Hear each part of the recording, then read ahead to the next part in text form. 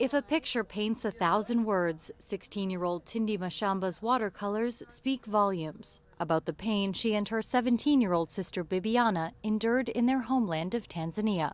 All these paintings is about our life. I'm trying to say, stop cutting albinos. The sisters were born with albinism, a condition some Africans associate with witchcraft. When she was just 10 years old, intruders attacked Bibiana in her home while she slept, chopping her limbs to sell them on the black market. The strange people took my right leg and 2 fingers, left me bleeding to death, and ran away. The attack left Bibiana without a leg, her sister without hope. Hearing their plight, Milena Ruth of the African Millennium Foundation in Los Angeles flew the orphaned girls to the U.S. Here, Bibiana found a doctor willing to fit her for a new prosthetic leg at no charge. There is some people who killing albinos. And Tindi found her voice.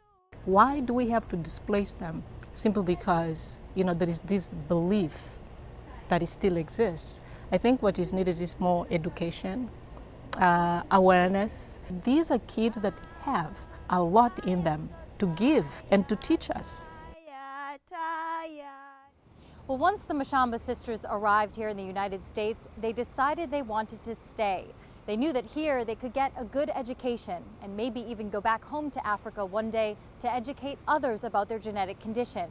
But to make that happen, they needed to be granted asylum status. So they turned to a group of law students at the University of Southern California for help. Jean Reese and a small team of law students took on the landmark case pro bono and won. The government in Tanzania really isn't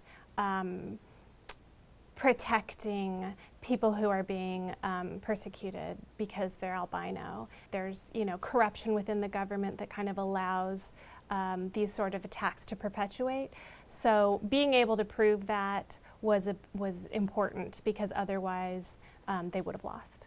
Still a world away from Tanzania, the Mashamba sisters are settling in at the Ojai Montessori School. And here they say they will study hard so they can one day return to Africa to help others with albinism, just as the American doctors, teachers, and caregivers helped them. I don't want to see that my fellow albinos are being hunted, and I'm just sitting here. We are just different color and color of our skin, hair. That's the only difference, but in reality, we are not different than anybody else. We can do anything. And what they want to do now is pay their good luck forward. Patrice Howard, Los Angeles.